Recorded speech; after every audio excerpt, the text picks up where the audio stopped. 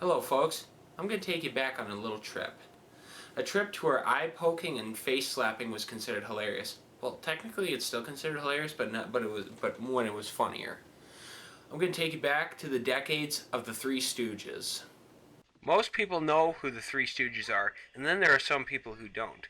Well, for those who don't, the Three Stooges were around since 1912 and they ended in the 1970s. They were a trio of guys who went around hitting and poking each other. In common terms, they were grown men who acted like idiots. Now with the release of the new Three Stooges movies, we're going to do a double feature. Yes, that's right folks. This is a first time for everything. So I guess we might as well start out with the biopic of the Three Stooges. Anyway, a biopic is a biography movie created on an individual or a certain group. So this revolves around all six Stooges. Yes, that's right, there were six of these guys. And the people who made them suffer. This movie shows the hardship these guys went through, getting gypped in every way possible. If it wasn't from Ted Healy, then it was from Harry Cohn. Moe especially suffered the most from losing his brother Curly and Shemp during the show. The leader, as you would imagine, is none other than Moe. He's the one who kept the Stooges alive. When you watch this, all his violent behavior is thrown out the window, and here you see is a serious, smart man who you feel bad for because of all the problems he ran into. So the trio starts out with Moe, Larry, and Shemp.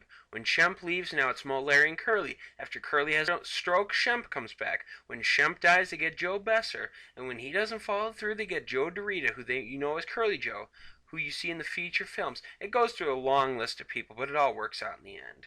Heck, they even show how the sound effects are done. Now let's say I wanted to hit myself in the face. You see? That hurt. Let's try that with a sound effect.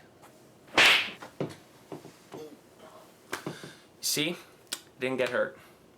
This helped them from getting abused way too much. Sound effects. Overall, this movie gets overlooked, but it's definitely worth seeing. There are a lot of choking scenes in the film, which is especially good for a Stooge film. So go check it out. Hey, what are we so loud for? Listen, you see that? Go! Oh! Take our glasses.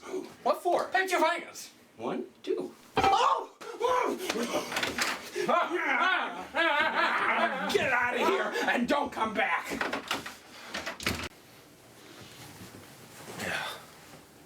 Okay, we're done with that one. So here comes the Three Stooges in Orbit. Now, all these feature-length films were made with Curly Joe because they were all made after the shorts were done. So let's just take a bite into it and see how good it is.